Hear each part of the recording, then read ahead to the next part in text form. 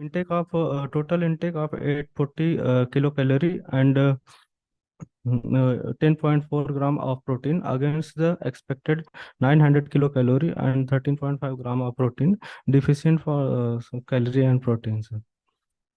Developmental history of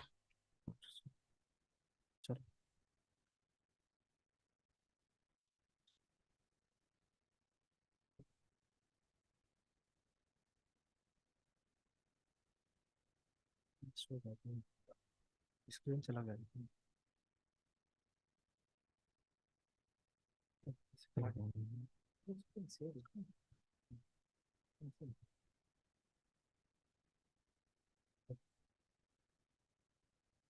developmental is a gross motor. Child can run, go upstairs. Fine motor can undress completely and scribbling. Language speaking short sentences. Social ask before toilet and family history. Family history not significant. Examination finding.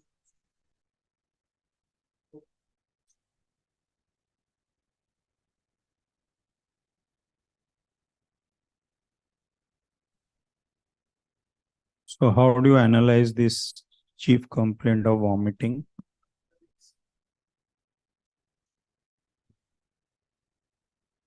What are your thought process for vomiting in a 2-year-old child with this description?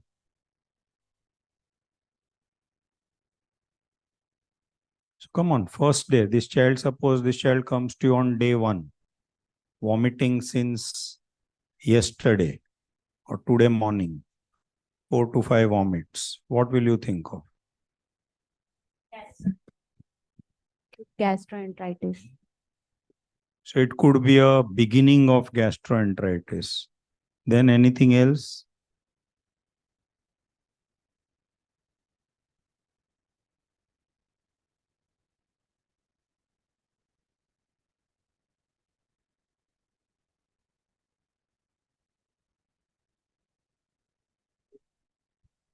Sir, we'll ask for history of intake in the previous day, whether food poisoning, fever is whether an associated complaint. Okay, fever is associated complaint. Then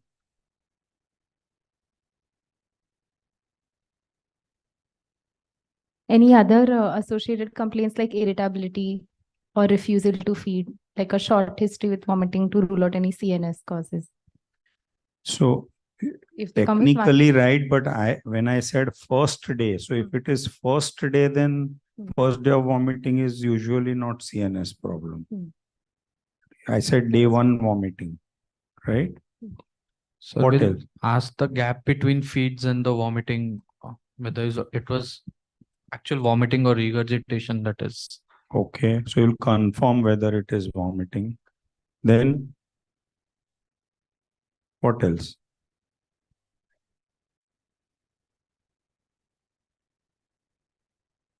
Now you want to take it further. So this is now going on for 20 days. So what does that mean?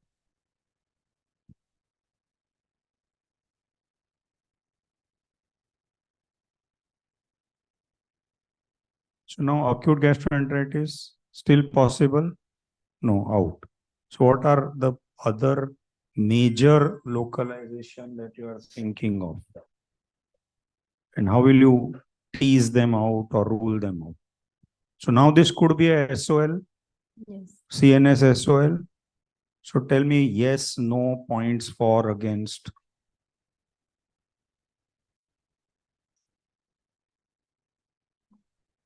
Non-projectile. Okay.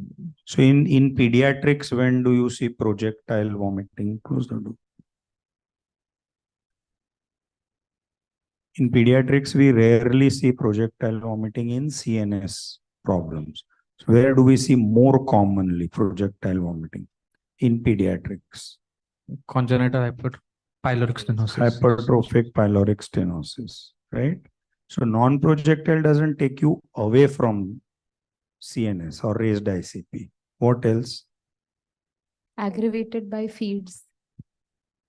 Aggravated by feeds is CNS is not necessarily related to feeds. Okay. Anything else? We'll ask for history of headache or altered sensorium, 2-year-old. How will you Irrit- ask history of headache? irritability, head banging. So irritability all the time. Then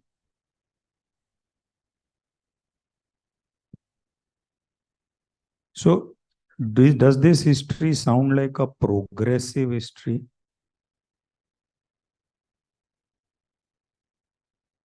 So if it is raised ICP and if it is untreated, it should be progressive, no? Right? Okay. Which other localization you will think of for many days of vomiting? Liver. So tell me points for and against liver. Jaundice, liver pathologies usually present with nausea and vomiting, anorexia also. Okay. So there's no jaundice. Jaundice. So liver is ruled out.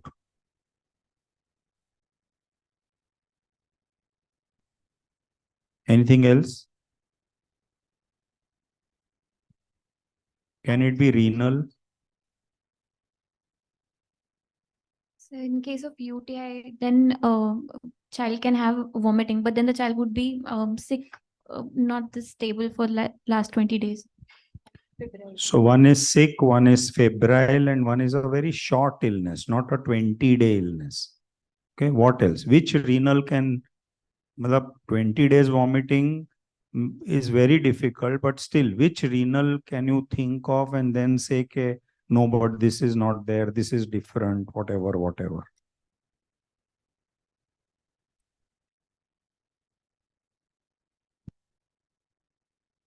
Sir, renal calculi can. So how will renal calculi present? What should be the chief complaint of renal calculi? Pain, abdomen. Pain. So it has to be first pain, severe, with some 2-3 vomits or whatever. So which renal condition can vomit for 20 days?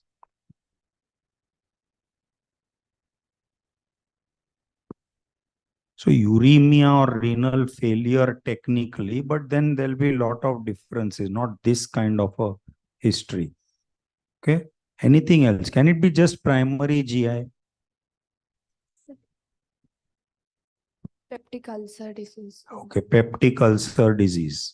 So now think deeper and tell me what is for, what is against. Association with meal peptic ulcer disease. Hold close. Association with meal if abdominal pain aggravates by taking meal or relieves by taking meal. So in peptic ulcer, it should be aggravated by meals or relieved by meals. Aggravates by duodenal ulcer में post meal there will. Hold closer. In case of duodenal ulcer post meal there will be abdominal pain more. Where will the pain be? Epigastric pain. Epigastric pain. Okay, epigastric pain. What else? Any other etiologies can you think of? So pancreatitis. Okay, pancreatitis. So where will the pain be? So it would be on the left side or the epigastrium. And also, again, if it's acute pancreatitis, then the child would be sick looking and it would be stable for 20 days, rather the child would deteriorate. So that's one very important thing to think of, that any condition, if it just goes on and on, the child should complicate or get worse. So either there is something wrong in this history, or then, it's not fitting in. You can't just have 4 or 5 vomits every day for 20 days at a stretch. Nothing, worsening or something. Ask the history of appetite. They have said nausea, but nausea is one thing and appetite is another. If the child is hungry at a time when feeding is due, he wants it and then he still vomits, almost all systemic causes are out. And we are thinking more of a local cause. There can be acidity as a nausea because of a local cause also. So appetite, how is the appetite? After 3-4 hours, is he hungry, wanting to eat? Yes, sir. So he's hungry. So probably a systemic disorder giving rise to vomiting is unlikely. And all from the history also, it was getting localized mainly to GI system. So first was the appetite part of it. Also, somebody stressed the relation of vomiting to food. How often after food? Liya turant bahar aa gaya. That means it had hardly gone even up to the stomach, maybe even at the lower end of intestine. And he's hungry again. So you must ask also, after he has vomited, is he hungry again? If he's hungry again that tells you that there is something which is preventing the food from going down, but it has not affected the child systemically. So then one will think of an obstruction higher up. It has not been bilious any time. So we are thinking of a vomiting, or if there's any problem, it is proximal to the ampulla of Vater. But all these things localize more or less to a GI system. CNS is out. Hepatitis should have had systemic manifestations by now, and his appetite is still maintained, and he wants to eat, and then little bit of nausea, and he vomits 4 to 5 times a day and goes on for 20 days. 20 days tell me that whatever the problem is not so acute and complete. It is partial, coming and going, coming and going. Further down, abdominal pain to the right side localizes it again to a primary GI system.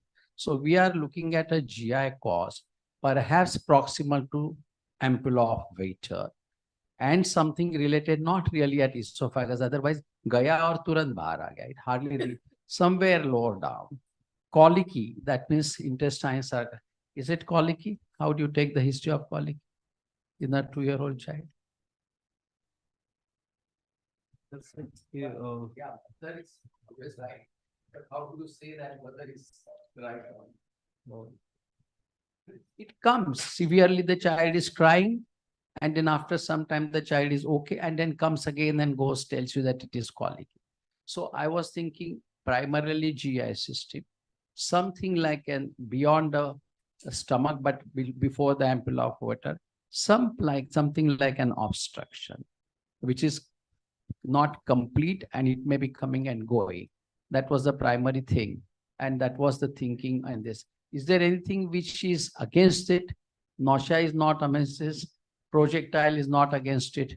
There's nothing much in loss of, I mean, a history of 20 days, I don't expect too much of loss of weight and effect on nutrition. So probably GI proximal to this, and we'll think more about that. Something not as simple as acidity, but something maybe there, whether there is partial rotation or what, we don't know that. I think I'll take you right from first day. When he came on day 1, you had no clue at all where he's going. At that time, your first aim was to rule out a probable oncoming serious illness. What serious illness at that time? With an acute vomiting. Okay. One is there anything in the CNS happening? But CNS happening has often something more than just vomiting. What can happen acutely? Acute infection, there's no fever. Okay. So there's no reason why there is an acute raised ICT. Okay, except acute infection. Acute metabolic. Is this an inborn error of metabolism that has started with vomiting? Yes. But again, with vomiting, there is something more. Drowsiness, irritability, something more. That you need to pick up. Okay. If that is not so, the only third issue is an acute hepatitis, which could be anicteric, often icteric. But on day 1, there is no icterus. But that's not an age where you get an acute hepatitis, typically viral A or E. Yeah, and B and C don't come, but nausea is there. So nausea and vomiting, liver. But this is not acute hepatitis, so it is not fitting in anywhere. Okay. Now we know that this is not an acute problem. We would have known it on day 1, day 2. And we would have said, maybe he will get some loose stools, he will get gastroenteritis. But in that case, vomiting should have stopped, loose stool should have come. So now we are waiting for a loose stool on day 2. And another day, nothing is happening, vomiting continues, we start now knowing that it's a pathological vomiting, not usual vomiting, not related to feeding, not related to any such factors. Now, if that is so, what are we looking for? The acute liver disease causes vomiting, but we have almost ruled that out. Acute renal disease don't cause vomiting. It's a chronic renal disease which causes vomiting. So this is not so. CNS is ruled out. Could it be an adrenal disease? Yes, vomiting is the symptom of an adrenal disease. But acute adrenal disease comes with shock. Chronic adrenal disease can fool you with vomiting. So again, in the first few days, we are not thinking about adrenal, we are not thinking about renal, liver, not with this story. Okay. Now, not obviously respiratory, there is no cough. Could a myocardial disease come with vomiting? Yes, any stress, but there is something more than that. Palpitation, not at this age, breathlessness, some reason, viral myocarditis fever. So it's not cardiac, it's not respiratory, it's not CNS. It's not typical liver. Okay. It's not renal, it's not adrenal. Now abdominal pain. Could it be intestine? Now, if it was an intestine going on for a long time, the commonest cause would be an intestinal obstruction. So you must say no history of abdominal distension, no history of constipation. If you say that, yes, there was no constipation, there was no abdominal distension, I've ruled out an intestinal obstruction.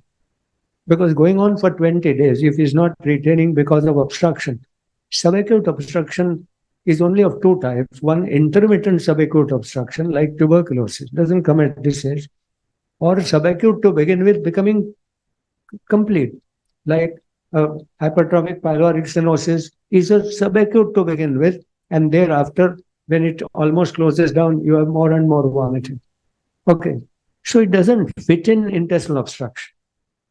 Now we have lost weight with what? We have an upper abdominal pain. Could we think about the pancreas? Could we think about the biliary system? There is a colicky pain. Colicky pain, if you are right, then it's only biliary or pancreatobiliary, because pancreatic is also duct. Okay. Or of course renal. This is not renal. So if it's a colicky pain, intestine, yes, but there is no loose stool, there is no constipation, there is no nothing. So is it biliary or is it pancreatic? Okay. Now we are talking about an upper abdomen on the right side. Okay, pancreas is right, head is almost on the right side. And could it be a colon? No, colon would not have vomited. Colon would have come with some constipation pain. So now we have hepatobiliary pancreatic disorder. Anatomy. We are not sure what it is. Now we start dissecting more. Could it be a biliary colic? Yes, it could be, but vomiting is not a predominant feature. Vomiting is occasional at the height of pain, severe pain. Here vomiting is that, so it's not a biliary colic. Could it be hepatobiliary pancreas is all one unit for any disease. Because all join there, pancreatic duct join the biliary duct, and the biliary ducts are in connection with the liver. So we'll consider that as one unit. And could it be a pancreatitis? A chronic pancreatitis? Okay. We'll not rule that out because pain, abdominal, upper abdominal, vomiting. Okay. But if it's going on and it started like this, it should have gone even worse. Pancreatitis is a severe problem. Pain is very severe. Okay. So possibly not, but we'll keep pancreas at the mind. Biliary, less likely because it's a biliary obstruction for whatever reason with a biliary colic would have caused jaundice. So biliary is unlikely. What about hepatocyte? Hepatocytes don't cause pain. Okay, per se, unless it's inflamed. So now we are on hepatopancreatic biliary system and we have to dissect further now. Now come to the pain. He said pain is colicky. Now colicky rules out the liver also.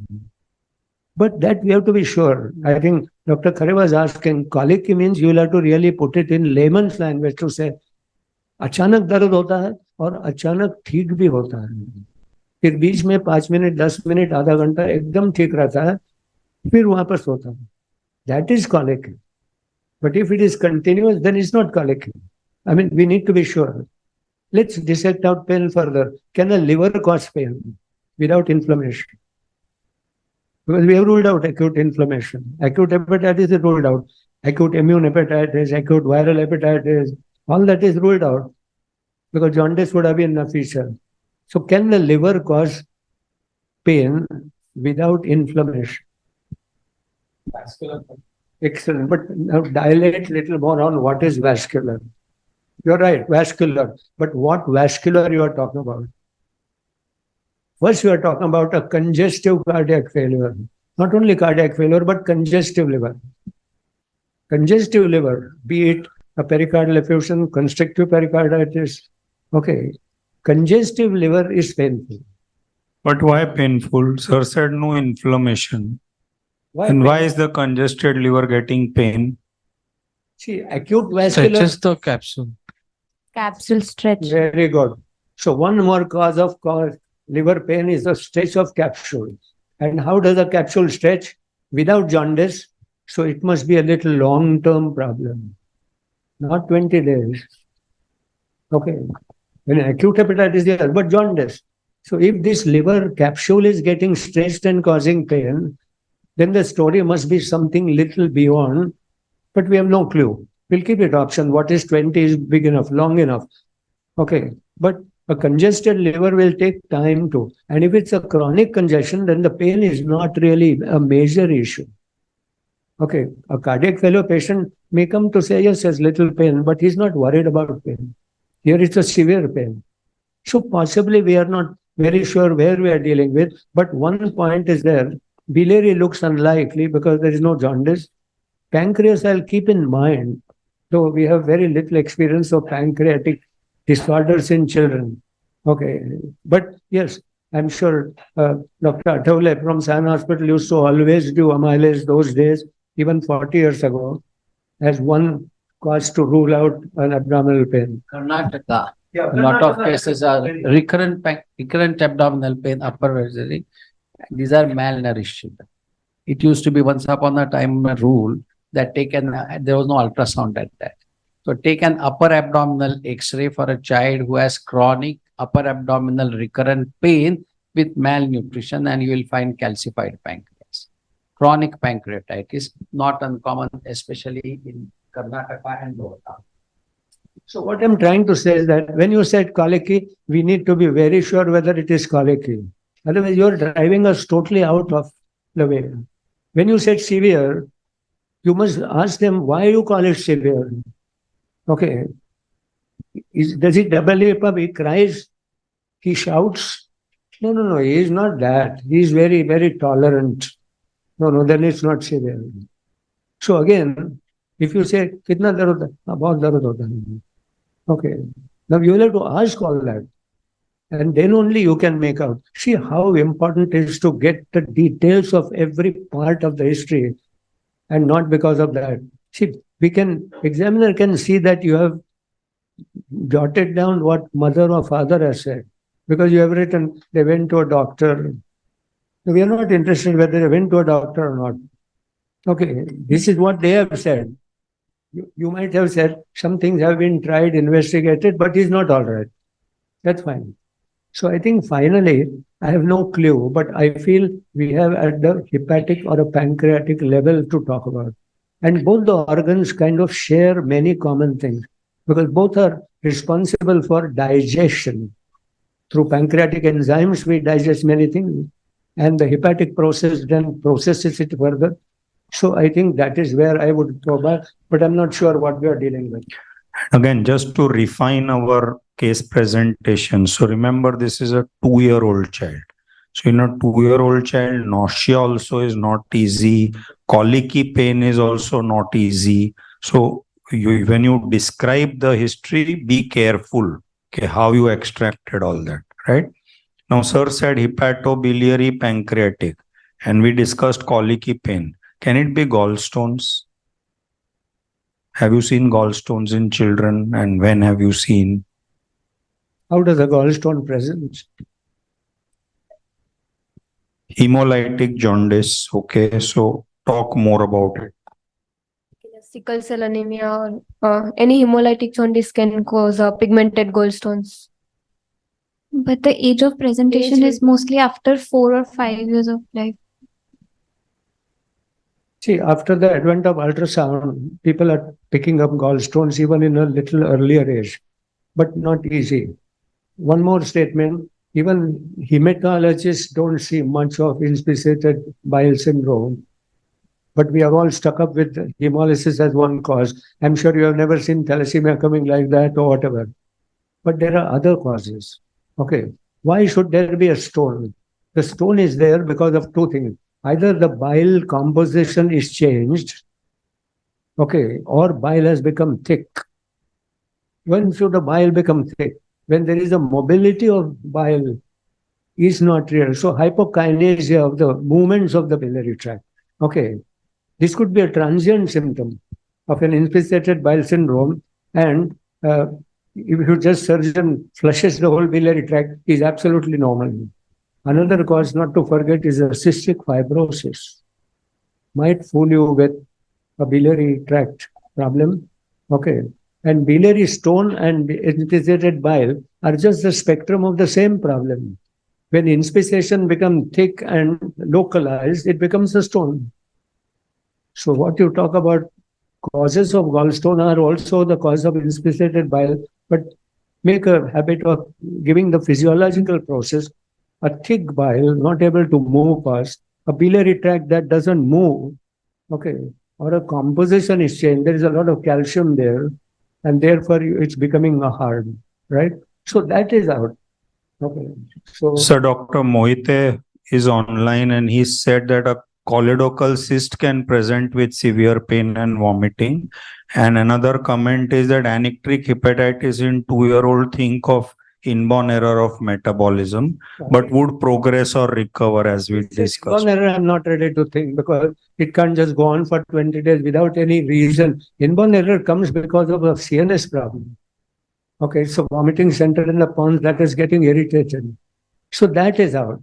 As far as choledochal cyst is concerned, yes. But typically, it could kind of not continuously cause pain like this. I don't think it's a colicky pain typically. It's a continuous kind of a pain. And vomiting is not a major feature. Okay. Why should vomit a choledochal cyst? Where is the problem of choledochal cyst vomiting? Okay. Hepatocyte problems vomit, pancreatic problem vomit because they are concerned with digestion and they come out with abnormal metabolite in a liver disease. That's why you vomit. So I imagine a choledochal cyst vomiting should not be a prominent. Means the vomiting can be secondary to pain like any other but pain. That doesn't start with And doesn't go on with for 20 days. So possibly not. But good suggestions, I'm sure. See, what we are learning is all of us are learning from each other, one another. Okay. And that's why we are so happy that Mahesh is on the line and Palliraman and Anjali is there, everyone is there. We are thankful to all of them to add more things what we have been discussing.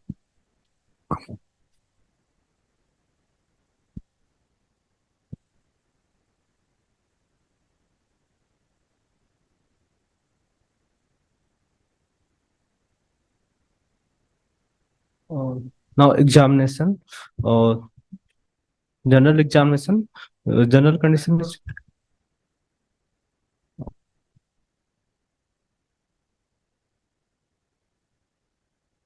Can you put off this front ka light? Who is local?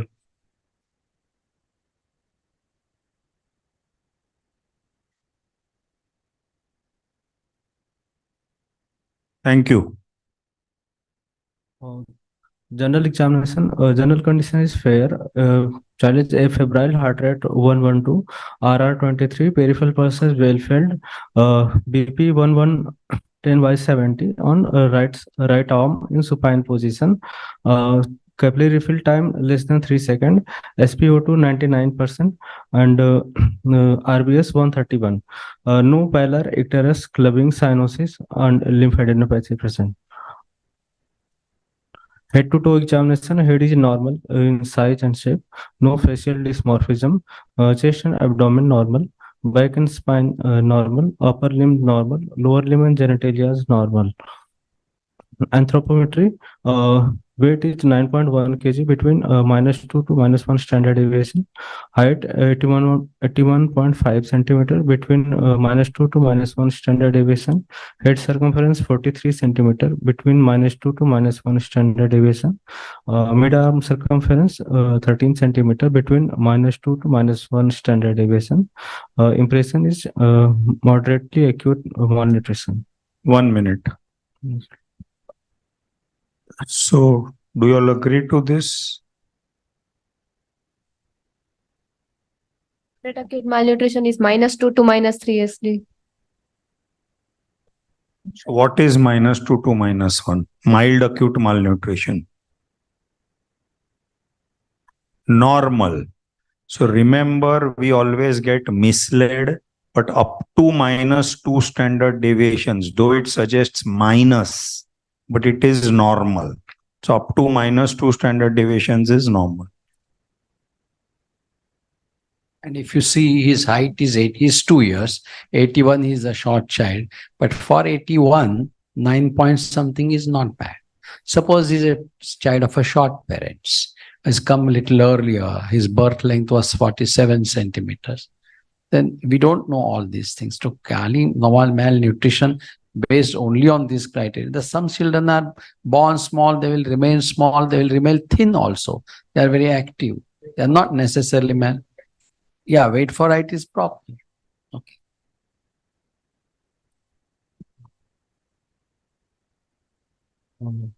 Sir, systemic examination, gastrointestinal systems, inspection, shape of abdomen normal, umbilicus is in position and normal in shape, no visible scar mark or visible veins and or any visible pulsations, no visible swelling or distension of abdomen, and all hernial sites are normal. Palpation, superficial palpation, no local rise of temperature, soft and non-tender, no guarding or rigidity.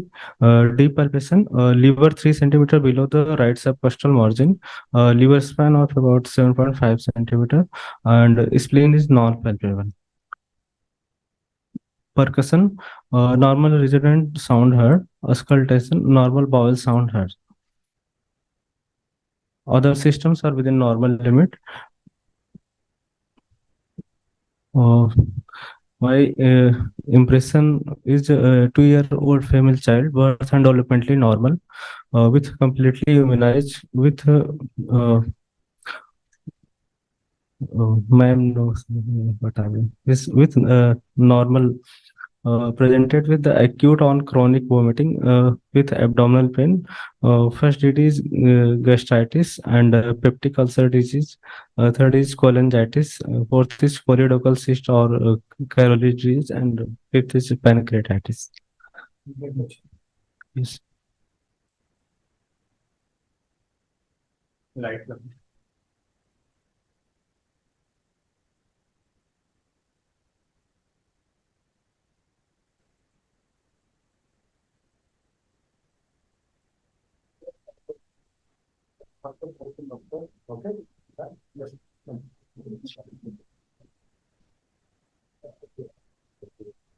He may cry. If you make him lie down there, he will cry, no? What do you think? Huh? तसं नव्हे, तुमच्या मांडीवर बसवा, म्हणजे मग तो रडणार नाही.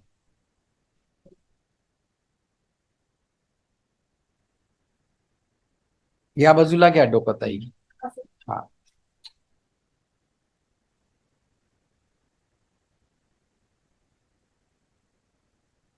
Chalo, somebody practice examination.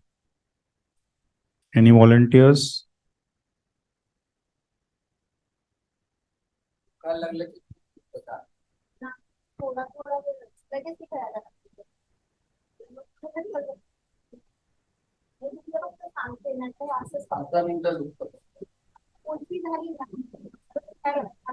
Come.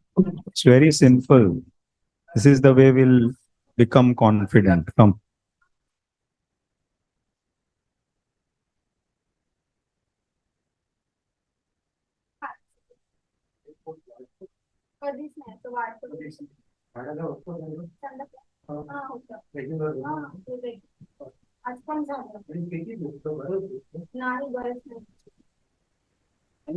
वेळ दुखतं बरंच दुखत नाही. किती वेळ पण नाही समजा आता दुखायला स्टार्ट See झालं how we get misled on simple. दुखायला स्टार्ट झाल्यानंतर मग उलटी झाली तिला समजा 15 मिनिटात या 10 मिनिटात लगेच ती बरी होऊन जाते. मग नाही म्हणजे दुखत. 15 मिनिटं दुखत असतं हा. उलटी होईपर्यंत दुखतं हा म्हणजे कधी पण होते ती उलटी की आता दिवसातून असं 4-5 वेळा होतं दिवसातून असं म्हणजे जर काही खाल्लं ना तरच होतं, नाहीतर जर ती पूर्ण उपाशी असेल तर नाहीच होत. पण मागते भूक लागली म्हणून खायला हो, तर हो. द्यायलाच पाहिजे हा मग तसं दिलं तेव्हाच होतं, नाही तर नाही होत. See, so important. It looks like that vomiting is the only symptom. Okay, appetite is good. And after vomit, he feels well and he wants to eat again. Now, quickly we will examine because there is nothing more to examine and then discuss this aspect first. See how important is to take a simple history. You tell me the patient complains of leg ache, and then when I asked them, he said, no, not leg, my hand is paining. And we are discussing everything on what has been told. Why does this happen? That means you take it for granted or you have no time to understand what they're saying. I'm surprised. I really am surprised. No, because this cannot happen. This should not happen. Okay. No pain, no significant pain problem, and we are discussing severe colicky pain. How wrong we are going discuss it. I'm happy we discussed many things because of that wrong history. But that does not help the patient. also the No, that- parents will tell what they think is an important thing I think doesn't matter. Quickly examine and confirm that the liver is normal or abnormal. That's it. and Only whether that. you are getting any lump anywhere First inspection.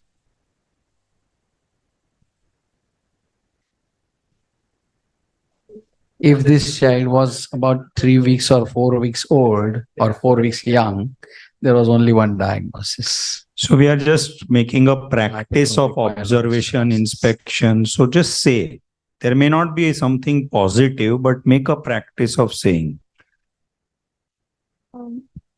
So abdomen is Nahi, overall, general examination, observation, inspection. So is he, child doesn't appear sick, comfortable in mother's lap. Growth fair, Fair. fine, not sick. That much we knew. Okay. No pigmentation, not any signs of deficiency, nil. Hair circumference looks okay. Hair are luster. No, that's okay. Yeah. So looks very comfortable, breathing all right, happy, comfortable, No anxious swelling looking, anywhere. at mentally all. normal. Umbilicus that is much well. central, No. no swelling, obvious swelling, no abdominal distension, nothing. Okay, fine. So you say abdominal inspection is normal. Okay. Do you think that the umbilicus is a little stretched? Just come near and look at it. Is this little stretched horizontally? It is. It is normally stretched or it is abnormally stretched. See, point is, there are many normal variations, but an examiner is going to pick it up that. Okay. That it looks little, but it's not abnormal. This is a normal stretching. Yeah. Okay, normal stretch. Okay. The second is it little on the lower side than the halfway middle? Yes. That is because his legs are all flexed. So again, the examiner will drive you at a wrong place. No, there is a mass in the upper abdomen.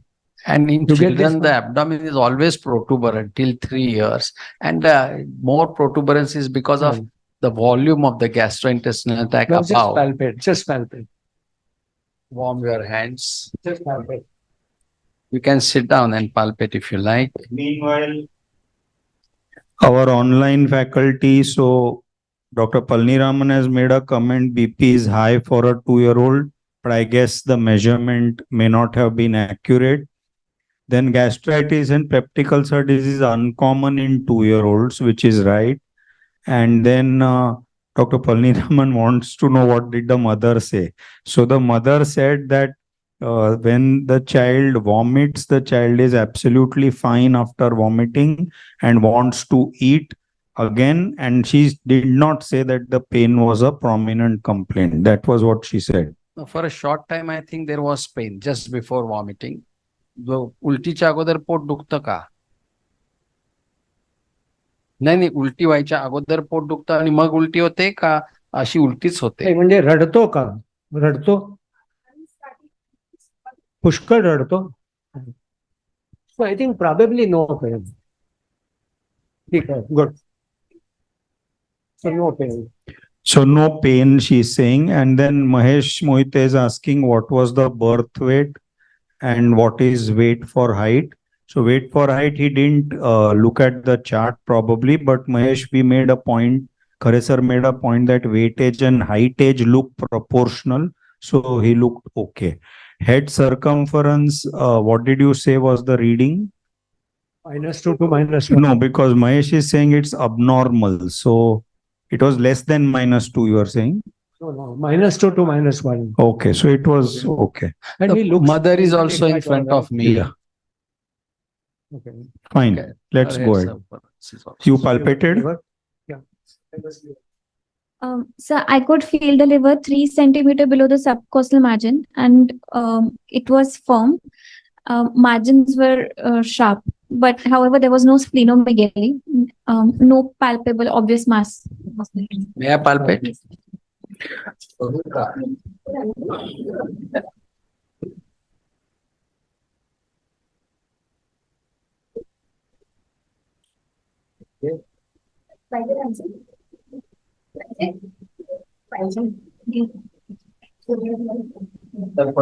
It's your word, Kesh. Okay. Just tell the parents afterwards that we will discuss and I will let you know what to do. Because they want to know what all they have done. So, just.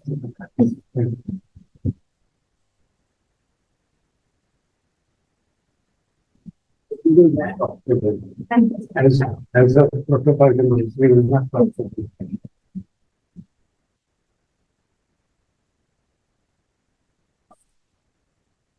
We are very happy that you all are taking the initiative to present. Small tips about the presentation PPT also. You should always have, actually black and white is the best because there's maximum contrast and you can see easily. Otherwise, it becomes difficult to read, especially when it is being projected and all. Okay? Yeah.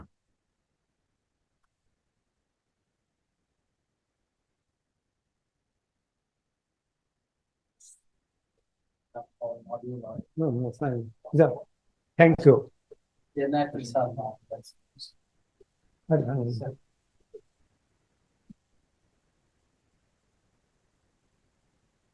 they go back to they go on their own or somebody will drop you?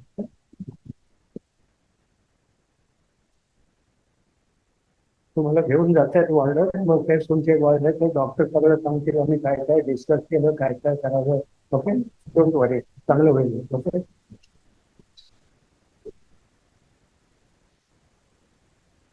So now we will discuss vomiting only. Okay, forget the pain. Happy child, eating well, apparently normal nourishment, no other illness, no other illness. Okay. What could be the cause? Pathological.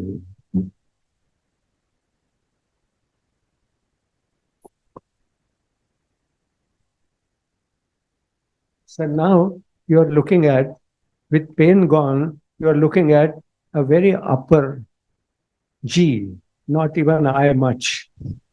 Okay, esophagus, stomach, maybe at the most pylorus, nothing beyond, because we don't have anything to go beyond second part of duodenum. And obstruction, because there's no abdominal distension, there's no reason for abdominal distension. Intermittent. And intermittent. Okay, what could be the cause? Pathological, not gastritis, etc. So what is, so besides we said gastritis and all is uncommon, what is starkly against gastritis in this history? Long history of 20 days. Okay, something more, which is very important, especially in pediatrics. No loss of appetite. Excellent. Immediately after vomiting, child wants to eat. Which gastritis person wants to eat? Gastritis person wants to say, "Ki, no, I don't want anything." Right? So that is totally against inflammation of any kind. I must admit that I was really not able to, want of time, go really down to the posterior abdominal wall to see whether there was a small nodule or something. If this child was 3 weeks old, the diagnosis was so very straightforward. Like I want to entertain the diagnosis of hypertrophic pyloric stenosis, which it is not. But history-wise, it fits in so very well. Correct. So the point is, we have now, with this change in the history, boiled down to almost prior to second part of duodenal obstruction, but not in the esophagus. It's going in and then coming out. Now we could have asked something more. After how long after eating does the child vomit? Which would have said that it stays there for a while and then vomits. He almost vomits soon after he has taken. Did he say that? So if it happens soon after, but it goes in, okay, that means it is not allowed to stay there. So we come almost to the gastric outlet obstruction, not even a duodenal first and second part. Okay, it's mechanical because the appetite is all right. It's not inflammatory. It's not malignancy. It's not tumor, nothing. It's a mechanical. So now we will have to consider what may look like a pyloric stenosis in a typically 4-6 weeks old child is what is happening in 2-year-old. Absolutely. What must be the probable cause? And intermittent. Give a thought. What other conjecture?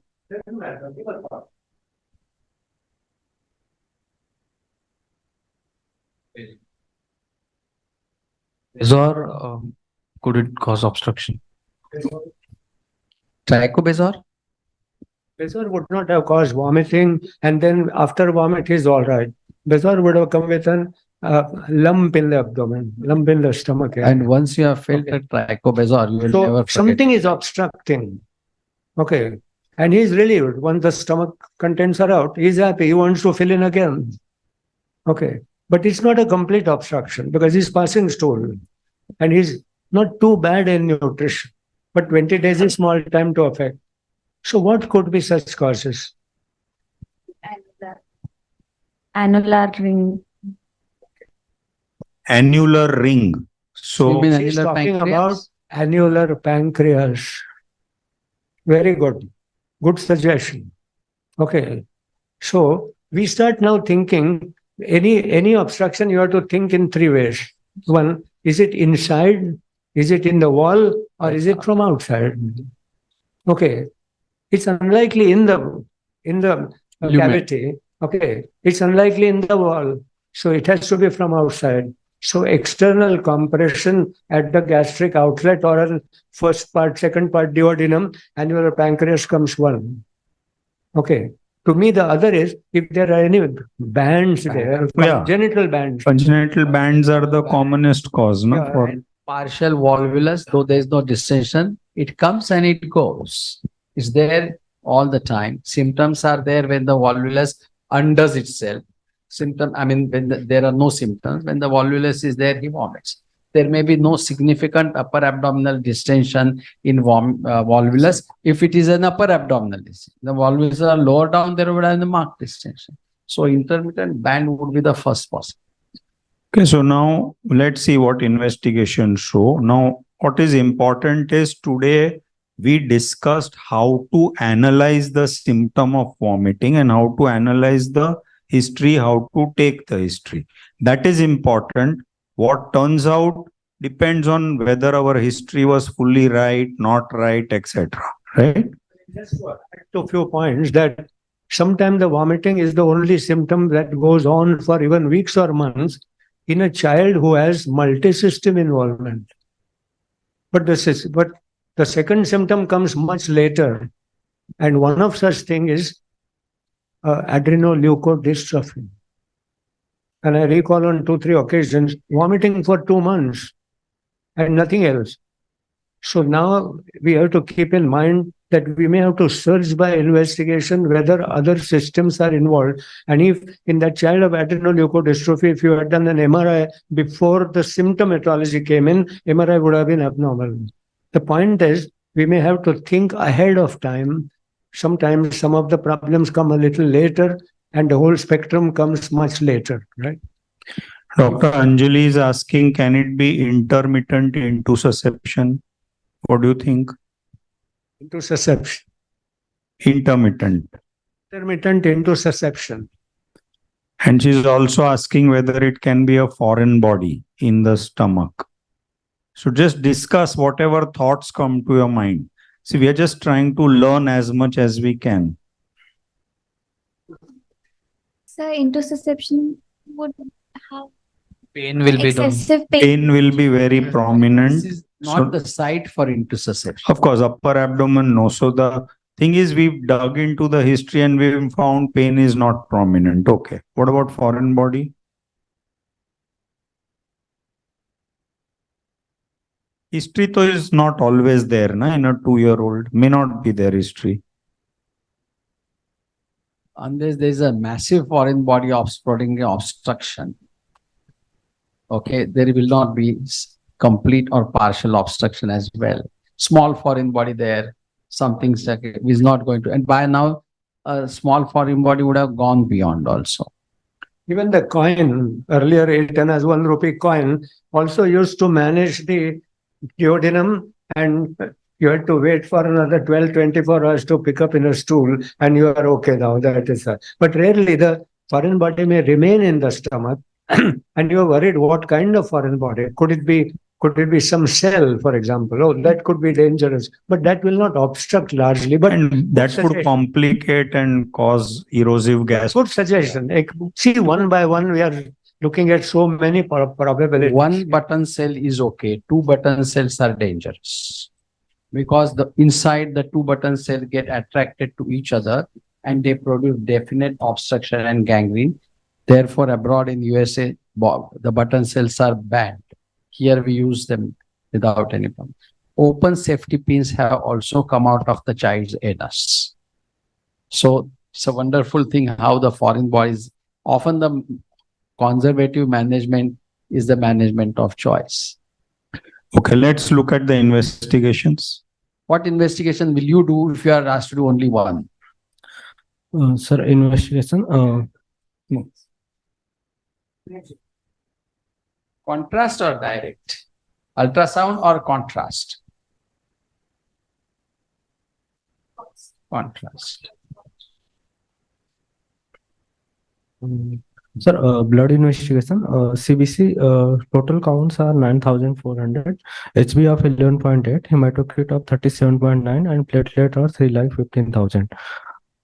LFT, sir, total will is 0.6, SGPT, SGO2 51 and 18, alkaline phosphate 153, GGT is high, sir, 1508, serum amylase is also higher side, 595, serum amylase normal limit, and LFTs, RFTs are 11 and 0.6, and electrolytes are sodium 134 and potassium 4.1.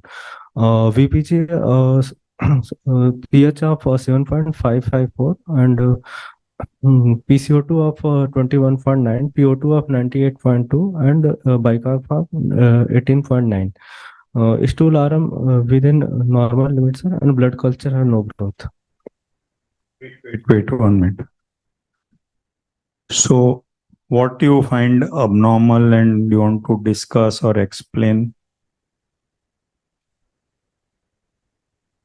Amylase is raised.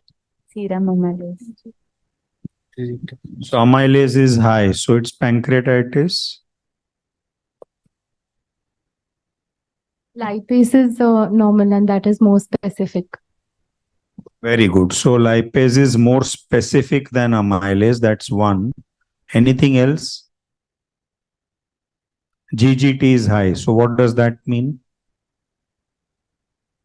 Obstruction to the biliary tract. Okay. What about the VBG?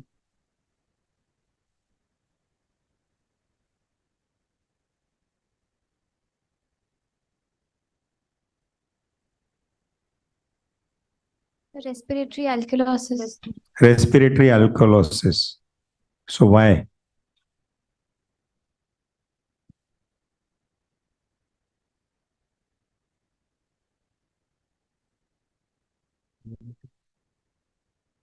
So what vomiting, if at all it causes acid-based disturbance, what should vomiting cause?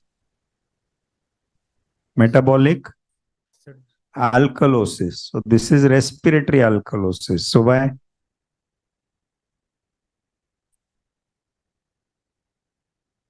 Child must be hyperventilating at the time. Obviously, no. When you took the blood, the child was crying a lot. So maybe the child just washed out everything. Okay. So you have to think, because you can't fit in respiratory alkalosis in any way. Right? Okay. Sir, USG abdomen done suggestive of mild central and peripheral intrahepatic biliary radical dilatation with dilatation of proximal common bile duct with suggestive of Caroli's disease, and MRCP earlier done suggestive of choledochal cyst with cholecystitis. So just now there's no choledochal cyst. In your USG, there is only dilatation of the ducts, but there's no choledochal. MRCP sir 6 month earlier का था actually. Okay. First time जब वो Okay. Anything else? no sir. Okay. So anyway, this is, I mean, we can't really much correlate the symptoms with what has turned out. And there must have been some gaps in the history, etc. But we had a good discussion and we discussed our approach to vomiting, etc. Right? Okay. Because in choledochal cyst, abdominal pain is a very prominent symptom. Choledochal cyst is a triad of recurrent abdominal pain, vomiting, and some upper abdominal swelling, if you can see. So here it is nothing. Why is vomiting in a child with hypertrophic pyloric stenosis starts after 2 weeks? The obstruction is there at birth, no? Then why does the vomiting start at 2 to 3 weeks? Obstruction to be significant or stasis gastritis to be significant. Obstruction is Chemical there. gastritis adds to the existent incomplete obstruction and makes it complete. It takes few weeks, but it could also present at birth, rarely. Okay, so typically they say first male child. Okay, Lalu Prasad, after 6 daughters, had a 7th son, and somebody asked in an exam, would that 7th was the first son? Would he get her? So first son and our son is just a observation. Anyone can get it. But good. Mahesh had suggested choledochal cyst, so we were trying to do how to go about this vomiting. Even now that she kept on saying, as soon as the food goes out, he vomits. Looks something unusual. Maybe even parents have not observed so correctly, but Mahesh had given one suggestion of a choledochal cyst. And yeah, even Anjali, because of the right-sided pain, they were all talking of gallbladder disease and all that, which we were discussing. Okay. So I think we stop the case here, and now we do the second part of the class today. So Dr. Baldev Prajapati will take a approach to bleeding disorders. Sir, can you hear us and can you? Yes, yes. I'm here, Rajeshwar. Sir, we can't hear you very clearly. Just 1 minute.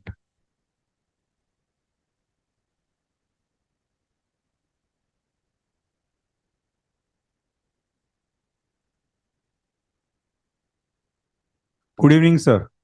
Good evening, Rajesh. Are you able to listen to me? Am I audible? Sir, just 1 minute. He is adjusting the thing. We are not able to hear you. Just hold on. Sure.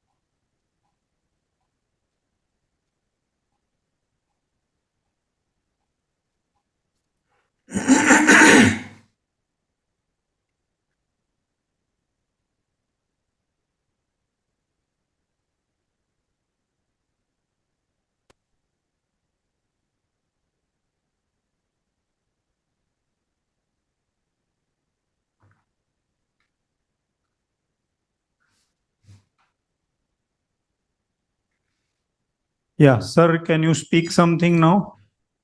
Good evening. Am I audible?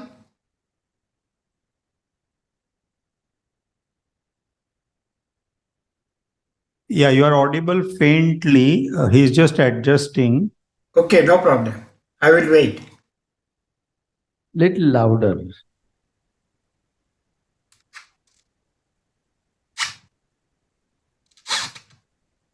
Okay, sir, you can start. Is it okay? Yes, sir, now it's okay. Okay. Thank you. I think before I share my PPT, good evening, friends. Respected Ambedkar sir, Dr. Khare sir, Dr. Rajesh Bhai, and all other colleagues, online, offline, and the students. Let me express a word of gratitude for giving me this opportunity to talk on the topic of this approach in a case of bleeding disorder. Let me share my PPT.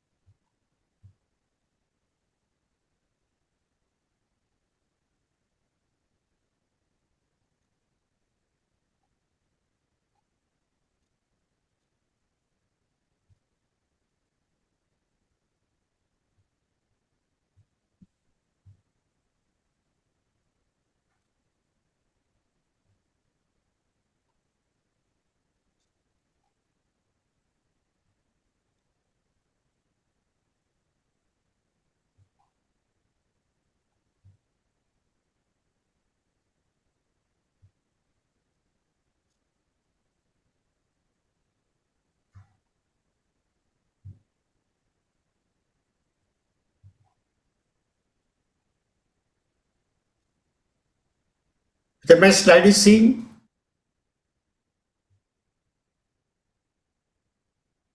Yes, sir, it's seen. Okay. Sorry, for a minute there was some technical point. Friends, all of us know that blood is a fluid connected tissue.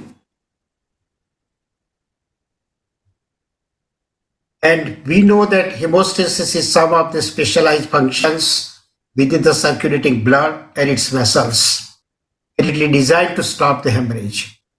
And these functions are very delicate to balance so that blood may freely circulate within the intact vessels and the site of bleeding can be effectively sealed.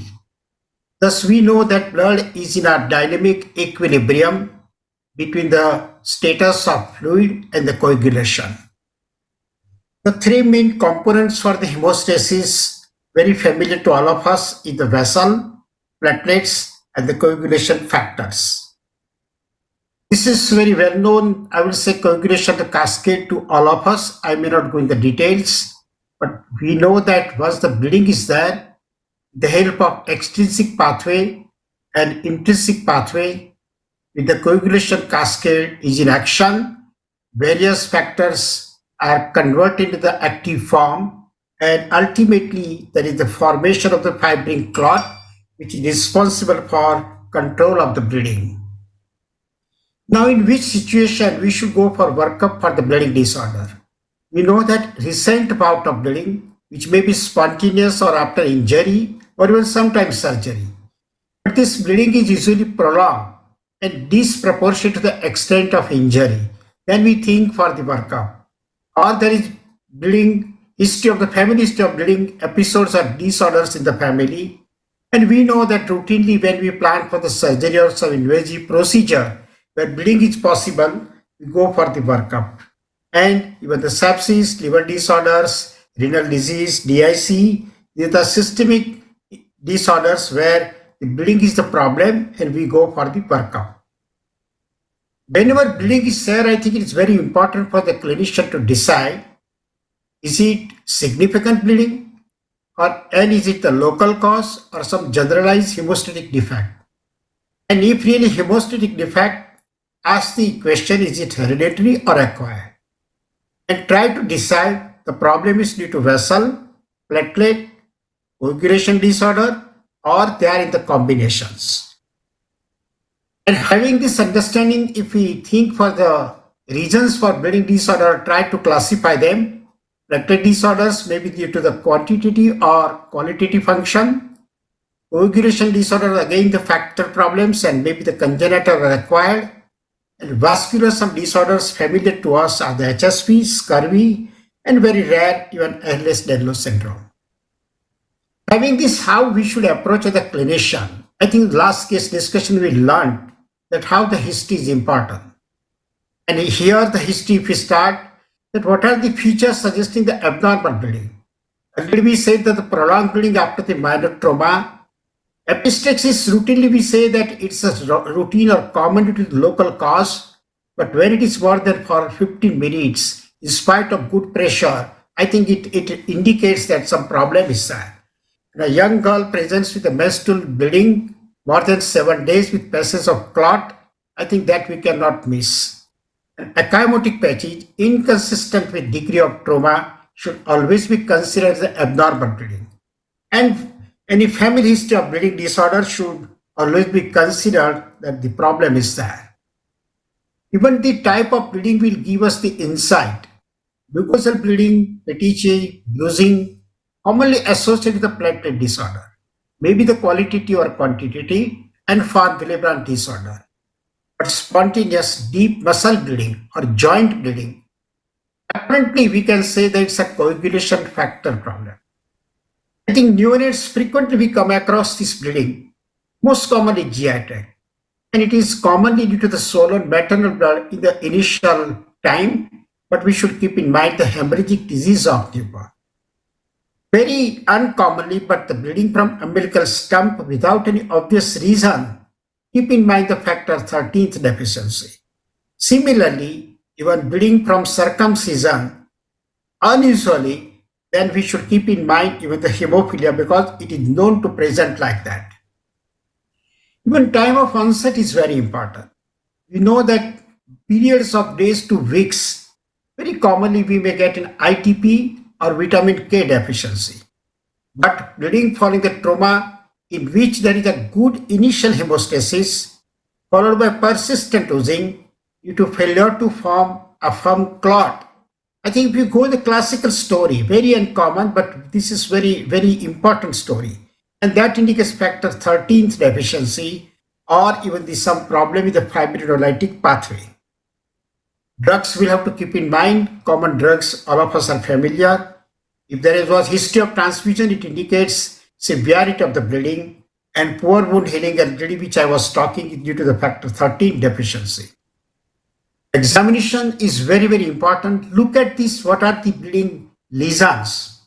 You know the PTG, which is very common, pinhead size, less than 2 millimeter in size. They are usually pink or brownish in color, related to the capillary endothelial problem, and they are commonly blenching on the pressure.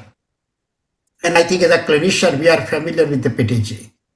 Purpura larger in size 2 to 5, usually bluish in color. Maybe even the suppose skin bleeding, we say dry purpura. If mucosal membrane is showing these bleeding spots, they are the wet purpura, and wet purpura should always taken as seriously, even in any condition like ITP. That we should keep in mind. And commonly it is due to the platelets problems or the vessel problem. Ecchymosis are larger in size, more than 5 millimeter. You can see typically on this picture it is seen. They are usually larger, deeper, and even purplish in discoloration. Hematoma, all of us know, is usually bleeding into the deep structures, commonly muscles, and presence of the mass. And very classically, it's a problem due to the coagulation disorder. Always look at the, I think in every condition we discuss, see the baby whether it is sick looking or well looking. And I think equally important in this disorder also. Bleeding manifestation and sick looking child may be due to sepsis or the malignancy. But well looking, even with thrombocytopenia, all of us know that either it is ITP or HSP. But significant anemia along with thrombocytopenia, even fever, sick looking, organomegaly, lymphadenopathy, not uncommon for the clinician to see in a case of leukemia and lymphoma. Very classically, we can differentiate even clinically platelet disorders and coagulation disorders. Skin and mucous membrane bleeding, as already was talking, that in the form of the epistaxis, oral GI tract bleeding, common with the platelets. But the joint bleeding, soft tissue hematoma, it indicates the coagulation disorder. Bleeding following the surgery or trauma, immediate bleeding and stops in a platelet or vessel disorder. Sometimes the bleeding may start late and even very difficult to stop in spite of the good pressure. That is due to the coagulation problem. PTG, we know that is commonly seen with the vessels disorder. Ecchymosis, common, superficial and small in platelets, large and deep in a case of coagulation disorder. Bleeding after the minor trauma is platelets problem, and mucosal bleeding very common with the platelets problems, less common with the coagulation. Examples, we know that ITP and von Willebrand indicates platelets disorder, while hemophilia is a classical example of the coagulation disorder. Inherited disorders usually start in infancy and early childhood, not necessarily, but commonly yes. Umbilical cord without sepsis or stiff ligature indicates inherited disorder. Keyhole hematoma without even prolonged or difficult labor should always be kept in mind. And bleeding during the eruption or fall of the deciduous tooth may be the presentation of some inherited bleeding disorder. Family history, all of us know, hemarthrosis is well known to us. We know that X-linked disorders are all varieties of hemophilia. Consanguinity is very important. Von Willebrand is always autosomal dominant variety. The point which I want to make over here, family history is very important, and positive family history will help me for consideration of so many conditions. But please remember that negative family history does not rule out, because some minor disorders or the coagulation defect is not significant. There may not be even the family history positive. And even some 20% may be the mutations without positive family history. Acquired disorders, all of us know, most common is the sepsis. Even milder forms, as I said, that can present even later on. And therefore, but suppose some major surgery, circumcision, dental extraction, tonsillectomy has been done in the past without any significant issue, I think it almost exclude this bleeding disorder. Syndromic conditions, the keloids may be with the factor 13. Cigarette paper, hyperextensible joints, very rare but Ehlers-Danlos. Syndactyly with bleeding in factor 50 deficiency. And I think Viscotaltric syndrome is known to us, present with thrombocytopenia, recurrent infections, otitis media and eczema. And children with albinism may be in a case of the qualitative functional defects of the platelets. And we know the TAR syndrome, particularly giant hemangioma, thrombocytopenia, DIC, may be in a Kazabek-Barrett syndrome, and these are the syndromic conditions. Thrombocytopenia, I think common causes, we know the ITP, infections known to all of us. Some of the medicines should be kept in mind. Hemolytic uremic syndrome known, malignancies, leukemia, lymphoma, and even autoimmune disorders are known to present with the thrombocytopenia. Bone marrow failure like TAR syndrome, Fanconi, rare but Schwarzman diamond, marrow replacement by osteopetrosis and Gaucher, and other even hypersplenism are known to present with the thrombocytopenia. Qualitative functional platelet disorders, we know the Glanzmann thrombocythemia, Bernard solid, and even the acquired conditions due to the renal failure and some medicines. Coagulation disorders inherited, all varieties of hemophilia we know, von Willebrand, yes, even the various factor deficiency, fibrinogenemia, and liver disorders, and some DIC like systemic conditions. Laboratory investigations we know, and all of us know that before jumping for the laboratory investigations, we should have some functional clinical diagnosis. CBC may provide the severity of anemia, evidence of infection. Platelets, very important that if you have done from the EDTA in the cell counter, the thrombocytopenia should be confirmed by the finger prick and peripheral smear examination, because false thrombocytopenia in this sample is known. And thrombocytopenia with decreased mean platelet volume and decreased megakaryocytes are known in the bone marrow problem. And of course, DIC is known to us. Particularly PS examination is very important. Bleeding time, usually now we don't go, but in these conditions it is known. PT is very important for the liver functions, and abnormal PT or prolonged PT indicates extrinsic pathway involvement or common pathway. But here all of us know that rather than plain figure of the prothrombin time, INR is more important. Hepatitis involvement indicates intrinsic and common pathway, prolonged in the deficiency of all these factors. But please remember some of the characteristics. Prolonged PT, normal APTT, very classically factor 7th deficiency. Normal PT, prolonged APTT, very classically factor 8, 9th and 12th deficiency. Both are prolonged, vitamin K deficiency and liver disorders. So I think this PT and APTT will help us to differentiate all these different groups.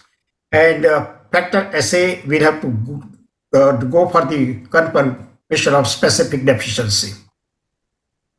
Platelet functions routinely are not done, but yes, by the now flow cytometry we can, and adhesions and even aggregation properties can be confirmed, and that should be kept in mind when we are facing the problem. This is very simple, which I was talking, that in hemophilia, usually APTT is prolonged and baby is well. Factor 7, only PT is affected, well-looking baby. Vitamin K deficiency, PT, APTT, both are prolonged, and usually baby is good. DIC, all of us know the sick-looking baby, with most of the components, all components are involved. ITP, only platelets is involved, and baby is well-looking. Aplastic anemia, leukemia, we know that sick-looking baby with even the decreased platelets is the characteristic. And qualitative platelets, defects, we know that well baby, everything is normal except bleeding and prolonged BT. I think this is very characteristic, which will help us for further workup. This is in short what I talked, that history, physical examination and platelet count. You can go for categorization, suppose thrombocytopenia, all the conditions which already I discussed. But platelets are normal, go for PT and APTT, and even try to group them with this abnormality. Accordingly, we'll get some clues that what is the likely condition. And I'm sure that this workup will help us a lot. Having this discussion, let me take you to some of the examples which commonly we come across. And that is the hemorrhagic disease of newborn. Very important for every pediatrician and newborn. We know that it is due to vitamin K deficiency. There are 3 types: early in the first 24 hours due to some maternal drug, classic in the first week of life. All of us know that the breast milk is having some deficiency of vitamin K, and suppose baby is not given, it can present in the classic variety. But late can present even up to 12 weeks, maybe due to some liver disorders like neonatal cholestasis, or even prolonged antibiotic therapy in NICU due to some chronic illness if you are not repeatedly given this vitamin K. And here the skin bleeding are common, GI bleeding, that hematemesis is common in classical variety, but intracranial hemorrhage in the late variety. I think clinicians should keep in mind. Here PT and APTT are prolonged, platelets are normal. Commonly we treat with a vitamin K and FFP. Prevention is very important. No pediatrician means that every baby should get vitamin K. The dose is 0.5 milligram for less than 1500 gram baby and 1 milligram for more than 1500 gram baby. Usually we go by intramuscular route, but now oral preparation is also available. ITP, all of us know, younger the baby, usually secondary due to some viral infection, and the antibodies are produced against the platelet glycoprotein to B and third A complex. And here, very important point, that increased megakaryocytes is the hallmark for the diagnosis. And usually, organomegaly is not the issue. Lymphadenopathy should not be the common presentation. If really organomegaly and lymphadenopathy, think something else which may be looking like even the ITP. We know this petechiae, purpura, ecchymosis, these are the common presentations. Spleen bleeding, as I was talking, no organomegaly, no lymphadenopathy. Now all of you must be familiar that ITP is classified differently: acute less than 3 months, persistent 3 to 12 months, chronic more than 12 months, and all of us know that the basic treatment is the steroid. Hemophilia, all of us know that hemarthrosis is common, all varieties, X-linked disorder, and even the hematoma or the hemarthrosis is common. Factor replacement is the treatment. But please keep in mind, after the diagnosis, genetic counseling is very important, that somehow it is missed in our practice. Enox-Conlan, all of us know, it's a vasculitis. It's a IgA mediated, dysregulated immune response. It is a non-thrombocytopenic, but here please remember it's a palpable purpura. Why palpable? Because the basic disease is due to the inflammation. And even sometimes inflammation is so much that we may get the edema. Common sites for the skin lesions in the buttocks or the extremities in the ambulatory child, and sacrum and even the buttocks or even the ears in the infants. Why it happens so? Gravity causes the immune complexes to deposit particular sites. And edema, as I said, may be the significant. Of course, all of us know arthritis, arthralgia. Significant pain in abdomen due to the vasculitis is the very well-known HSP. Renal involvement is very common, which may be probably deciding the fact, I will say, the factor for the outcome. And very rare, but intussusception, instead of perforation, torsion of testes are known serious complications. I think here if I take one more patient, 10 years old boy presented with high-grade fever, no response to drugs, jaundice, later on bleeding manifestations, and even the hepatosplenomegaly and lymphadenopathy, and look at the child. I'm sure that no pediatrician will miss it. Even investigation showed all the 3 series affected, but all the investigations for bleeding were normal, and the bone marrow showed the very classical story of the lymphoblastic leukemia. Viscotaltric, we know that it's a rare X-linked disorder known with the thrombocytopenia, but small platelets are the very characteristic of viscotaltric. Eczema, recurrent ear infection, and immunodeficiency, as we know. DIC, particularly following sepsis, very bad sepsis like Pseudomonas-like organisms, very critically ill child, and we know that here the low platelets, prolonged PT and APTT, all are affected. Even elevated D-dimer, what we used to say fibrin degradation product is elevated, and decreased fibrinogen. Examination of peripheral may show fragmented red cells, helmet cells, and even the reduced platelets. Congenital platelet functional disorder point of view, Glenn is more common. Here you know that the prolonged BT time, bleeding time, but all other bleeding investigations are normal and child is profusely bleeding from the oral cavity. That is the most common presentation. Here we'll have to go for very specific aggregation test and that can be done which may be abnormal or absent. And I think that's the thing that how we can come to the diagnosis. Very rarely, but it has been reported from our country. When I was talking, one more report is from the SIAN that the series of these Glenn-Smith thrombocythemia. This Bernard-Soler syndrome is severe congenital platelet functional disorder, autosomal recessive, absence or severe deficiency of the formulable receptors on the platelet membrane. And here thrombocytopenia with giant platelets, here larger size of the platelets and greatly prolonged BT, more than 20 minutes, quite unusual. And platelet aggregation test shows absent ristocetin. You know, ristocetin, if I remind you, is a basically antibiotic, which was used for the staphylococcal infections. But due to toxicity, it was stopped to use. But now this antibiotic is used for the diagnosis of the Bernard-Soler syndrome, which we can keep in mind, because here the absent antibiotic-induced platelet aggregation is a condition that how they diagnose this condition.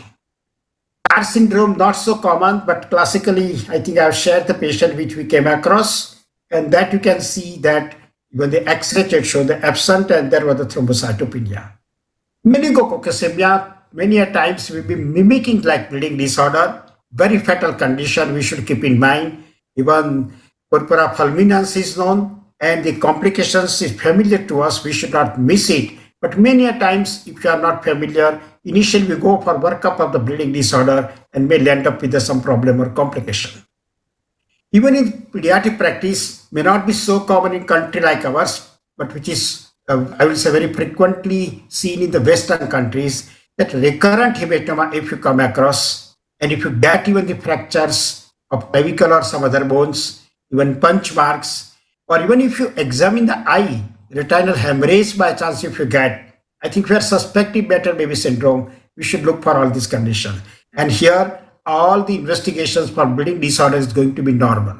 So I think that's the thing that how we can reach to the diagnosis of even Better baby syndrome, which may be looking like this bleeding disorder. I think in the last summary slide, which I would like to share with you, as a clinician, first decide, is it bleeding disorder or some other mimics, which I said maybe the meningococcemia or even the Better baby syndrome. If bleeding, decide is it significant or it is just routine epistaxis, that we'll have to decide. If you decide that yes, it is significant bleeding, try to decide it is local cause or generalized some hemostatic defect. Suppose it is generalized hemostatic defect, try to define is it hereditary or acquired. Further, we have to decide that which component is responsible for that. It's a vessel problem, platelet disorder, coagulation factor deficiency, or they are in combinations. And I think all these problems or questions can be answered by very, very, very important in detail history only. Of course, thorough physical examination will make us our points clear. And after this functional clinical diagnosis, we may go for plan for the investigations for confirmation, and according to the standard protocol, we can manage most of the bleeding disorders. And now the facility is available. So I think this is in short, which I wanted to share because time was allotted to me about 25 minutes. I hope that I am not overshooting. Thank you very much, friends, for giving me this opportunity. Rakesh, over to you now. Rajesh bhai. Yes, sir. Thank you, sir. Any questions? Because if you don't have questions, I have questions. So, what is the test of platelet function on CBC? Only CBC. How will you suspect on CBC that there is a platelet function disorder?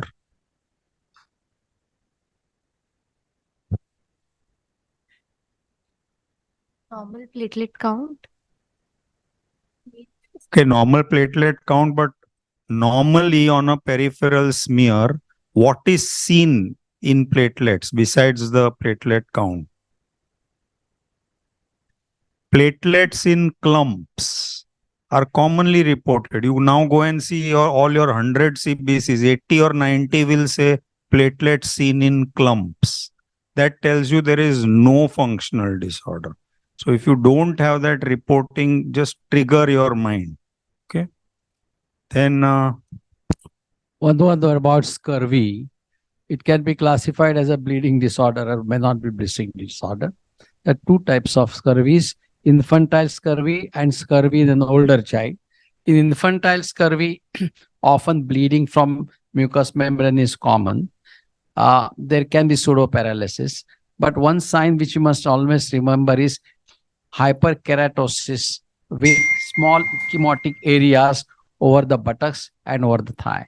If you just see them carefully, like hyperkeratosis of vitamin A deficiency or essential fatty acid deficiency, small papules, and there is blackish pigmentation around that, which is actually capillary bleeding, which is seen more in non-infantile scurvy, but the older children with scurvy who may not have significant bleeding manifestations, or they may not have pseudoparalysis as the main thing.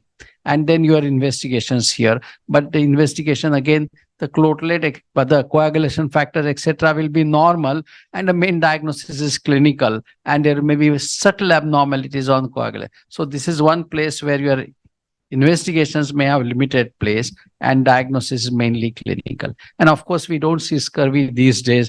It used to be seen in malnourished children. I only remember one child with recurrent scurvy who used to only eat rice and milk, boiled milk and rice, and he had scurvy. He was a little older child. Parents were advised to give a proper diet.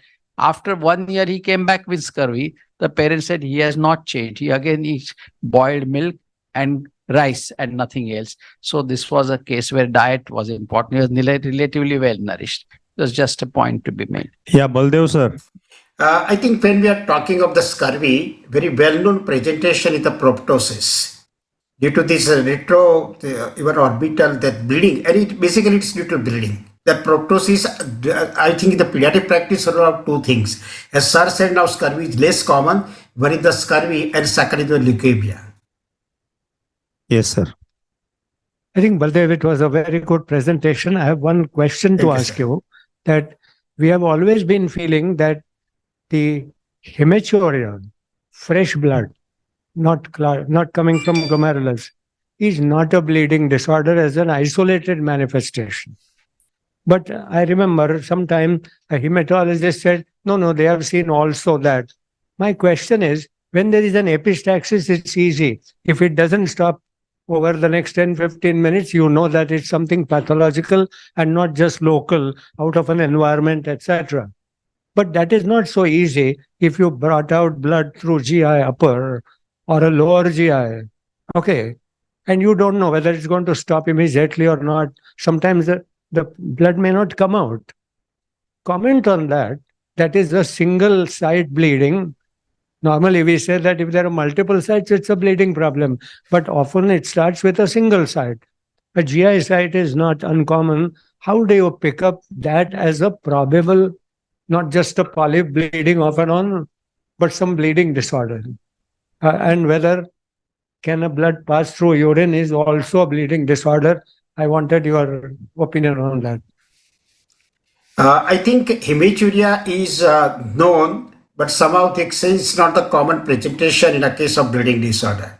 What is the reason? Somehow, frankly speaking, I don't know, but it's a generalized statement that hematuria is not the feature of the bleeding disorder.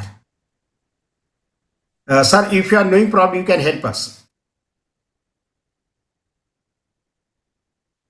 We always have been teaching that isolated hematuria is not a bleeding disorder. Yeah. It's a local cause.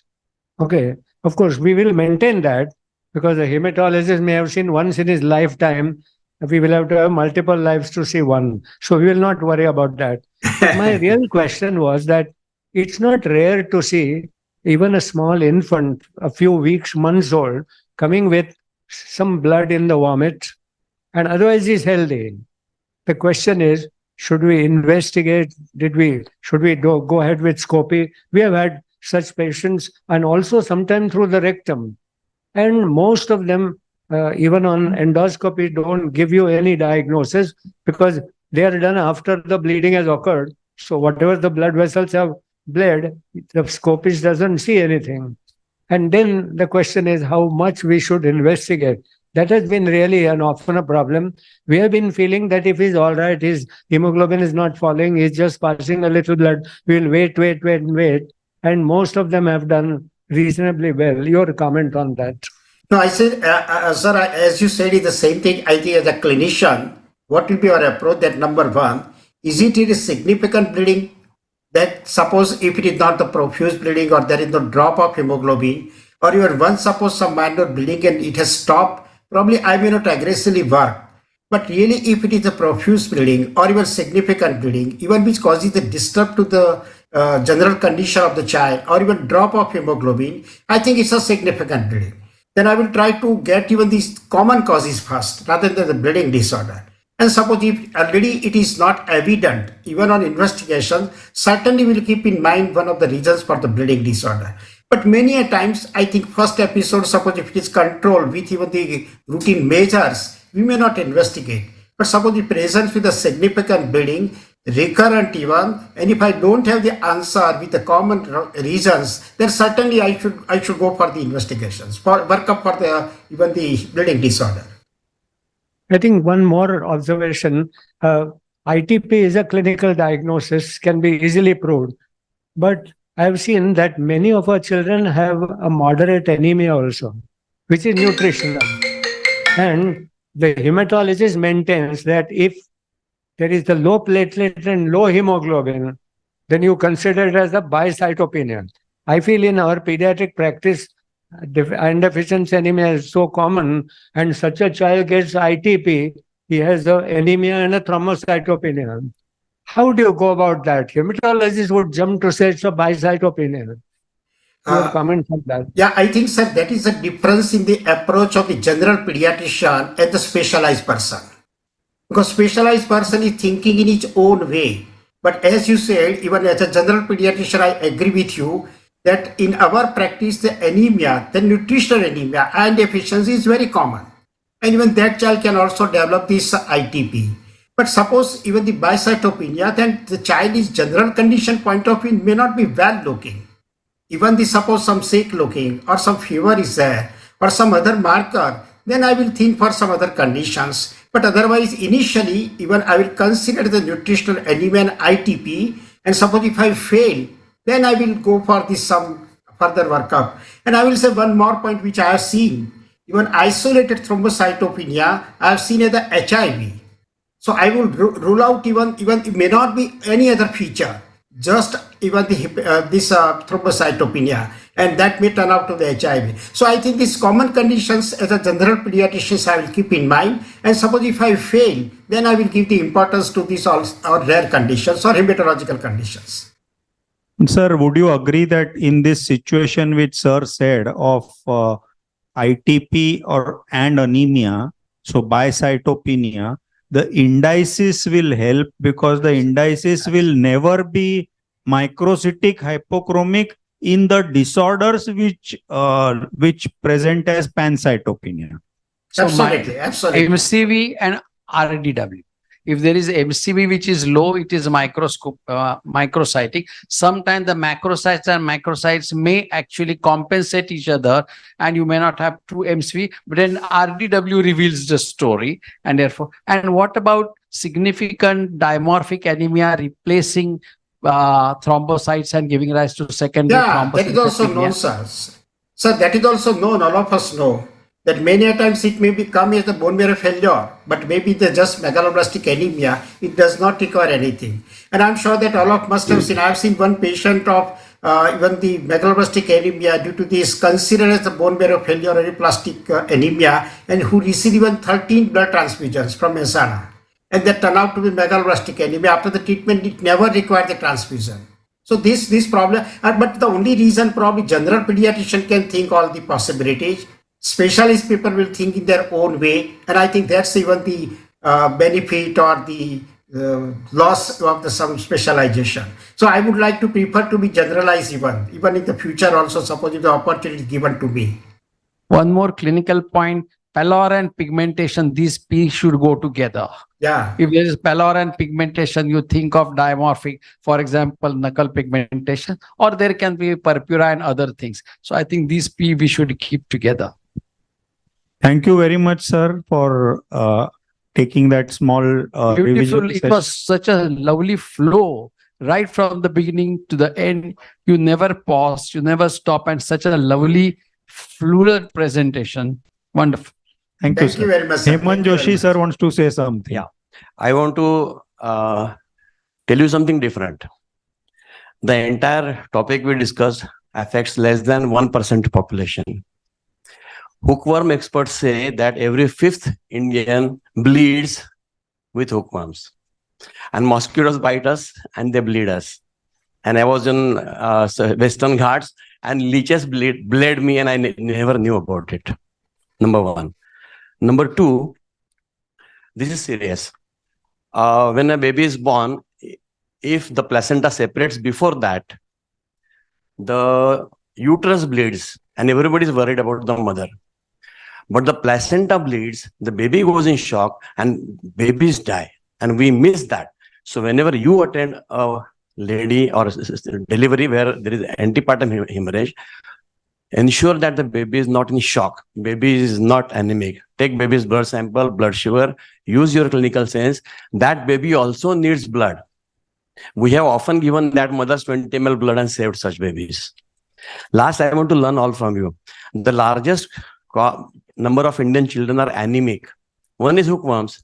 Second is cow milk causing microhemorrhages. So does it cause hemorrhage in all babies or is it only in allergic babies? I do not know that. So if anybody knows. Sir, your views on cow's milk causing microhemorrhages? I think initially we were taught even that cow's milk allergy is not the issue for the country like India. But now gradually we realize that yes, it is there. We do come across and we are learning. And even one of the presentations of cow's milk protein allergy is even bleeding. I remember 2 years back I received one patient from Jamnagar. Even the mother is a medical person. And the baby was having the only anemia. And even 2-3 months old child, significant anemia. And that turned out to be even the later on the investigation that the bleeding was there. And even the cause was the cow's milk protein allergy. And with treatment, even that baby recovered. So I think it's not even again so common, but yes, it is known. We do come across and we are learning from our friends gastroenterologists, which we should keep in mind. So should we say don't take cow's milk? I mean, is it everybody or is it allergy means 7% population? Even nowadays, the people say not cow's milk allergy, say it as the bovine milk allergy. Not necessarily always cows. That's no, not even so that's a simple. Sir, I think what you're saying is right. It can't be in everybody. So Yeah. it has to be a very small part of the population. Indicated patient, you will tell them. Okay, thank you very much, sir. And Thank you, hope sir. to Thank see you you. again on this platform Thank you, in the sir. next few weeks. Thank you, sir. Thank you. Thank you. Thank you to all our online viewers and our other online faculty. Please, And we meet once again next Thursday, 6 p.m. Thank you. please my regards and pranam to Ambedkar sir. Sir, please, Yes, all sir. these things we are learning from you. Sir, please, Thank you, sir. Thank you. Thank you. Thank you.